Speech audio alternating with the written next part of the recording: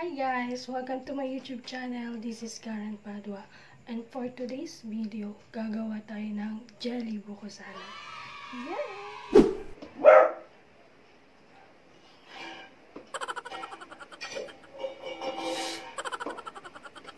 Pasok nga dito! Sino ba yun?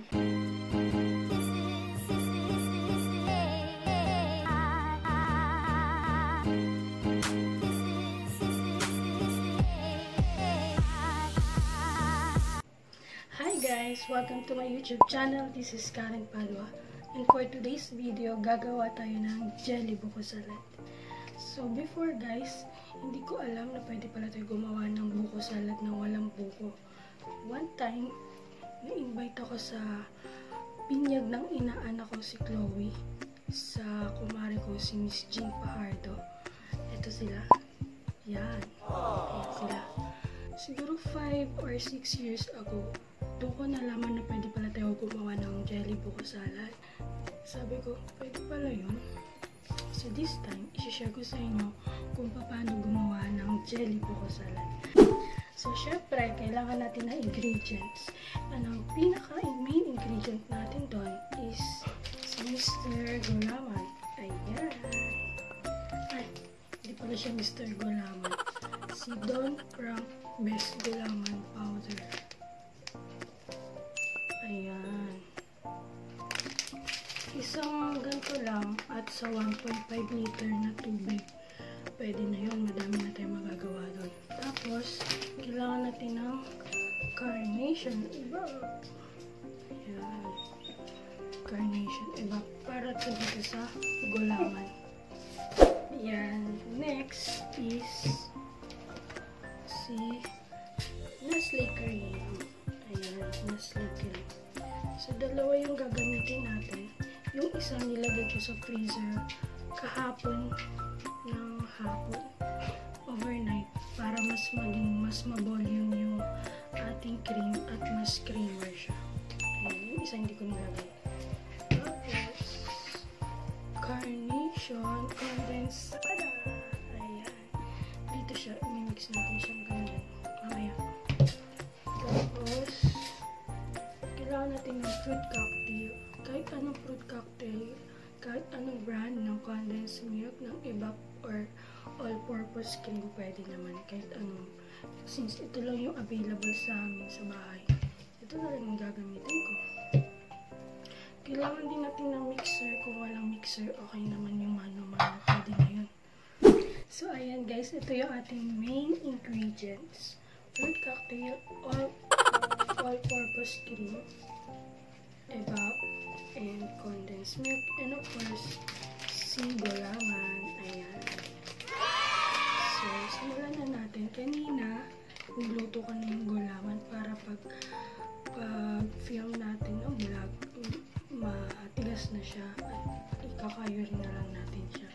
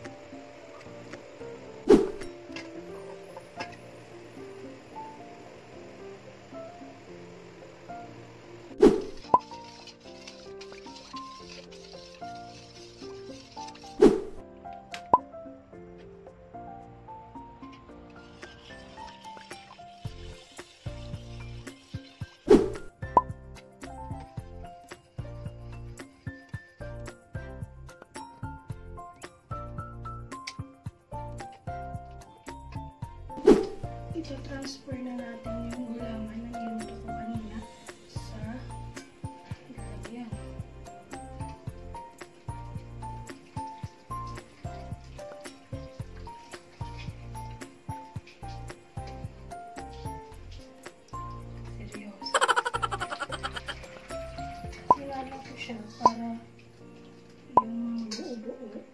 matanggal. Diba?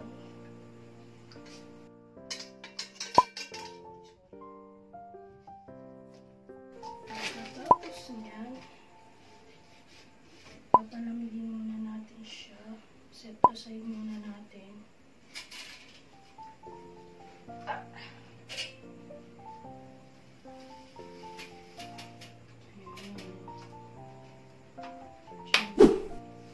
Next is paghaluin na natin yung ating all-purpose cream tsaka yung condensed milk.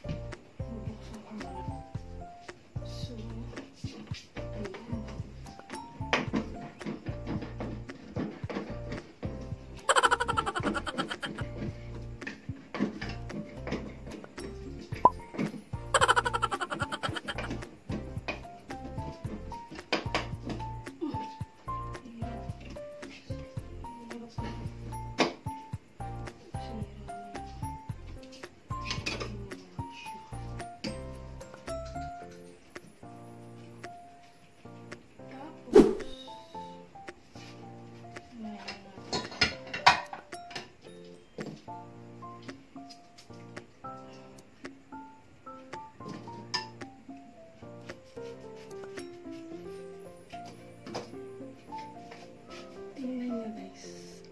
Siya. Galing to sa freezer.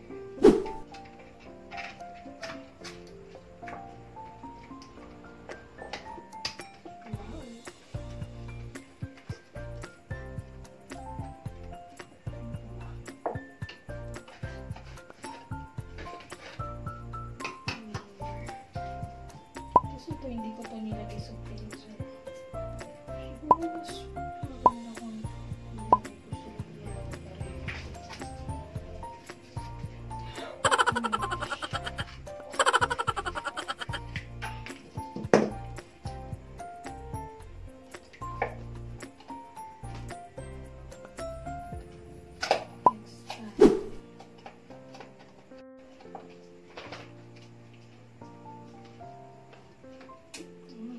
kailangan maghugas ka na ng kamay mo.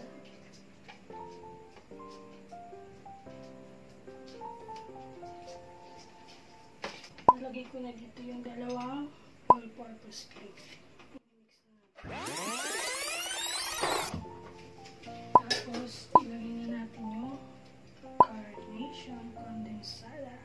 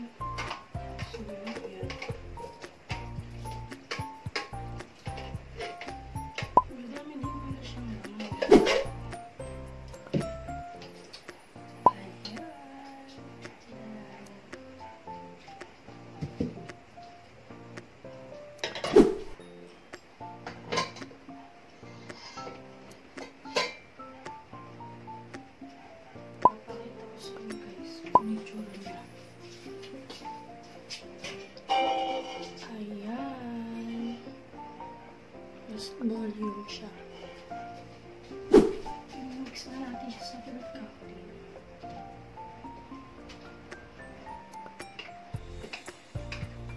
Wow! Sobrang creamy ito.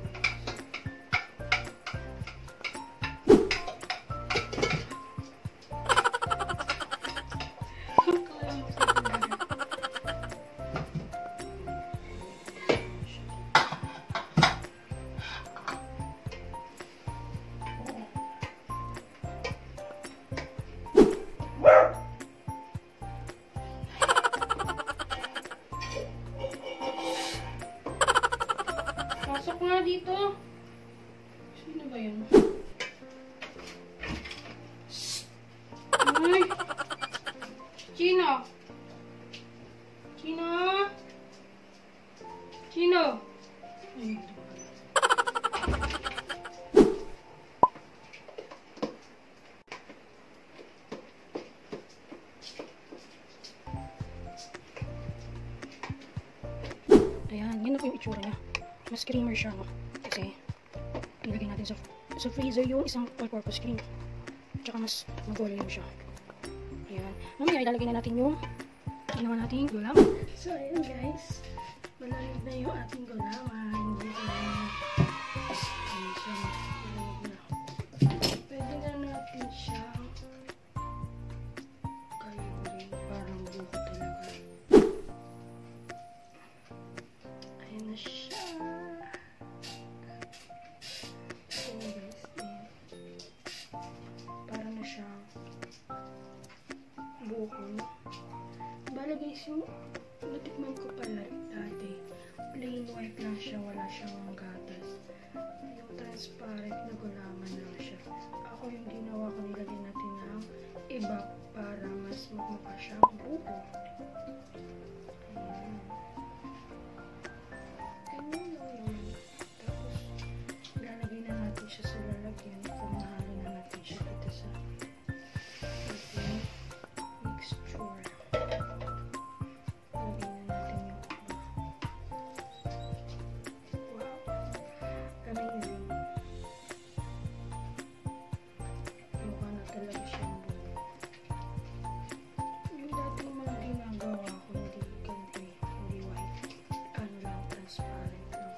Ngayon ko lang naisip na lagyan ng iba para mas magmukha siyang buko. Galing. Nakakatuwa. Kasi mapipeke ka talaga niya. Akakalain mo siyang buko talaga siya. Kasi yung kulay niya, ayan o. Yung texture lang. Pag nailagay mo na siya sa cream, mukha na talaga siyang buko. So, dapat pala, ganito yung pagpamilya.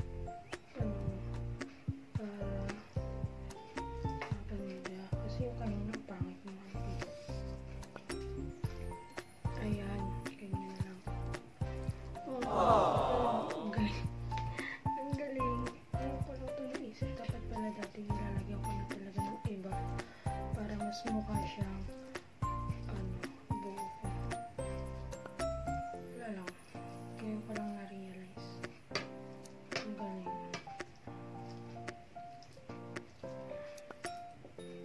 Nakakatuwa. Nakakatuwa guys! Mukha talaga siya. Oh my God! Mukha talaga siyang buko. Ayan, madami tayong nagawa. Amazing. Ayan na siya guys. Tingnan nyo. Mukha talaga siyang buko. Amazing, diba? Ang galing-galing. Nakakatawa. Diba? Diba? Ang dami kong nagawa. Ayan. Ilalagay na natin siya sa lalagyan. Tapos ilalagay na natin sa freezer. Ayan. Ang dami guys.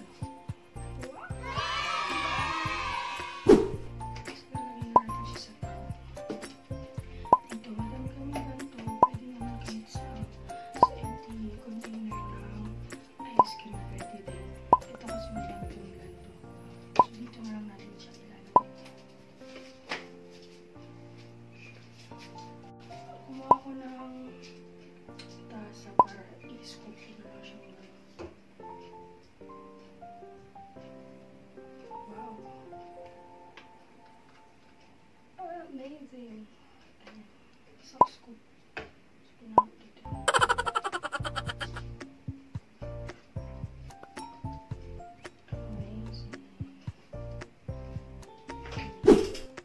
So, ito na nga guys. Ito na yung ating finished product.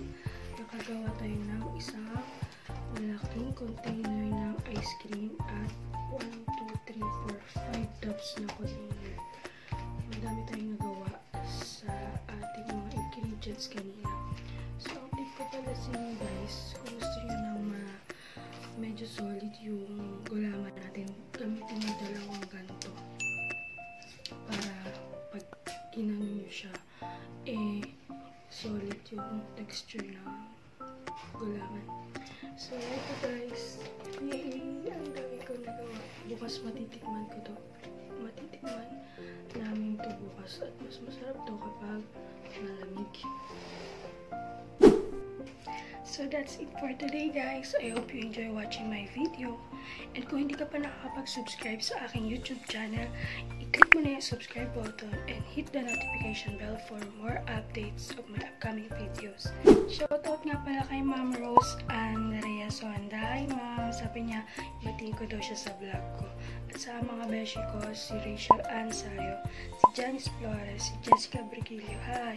Sana pinapanood niyo itong vlog ko. Tsaka sa mga gusto magpa-shoutout, comment lang kayo dyan sa baba. And isa-shoutout ko kayo sa aking next vlog. See you on my next vlog. Bye!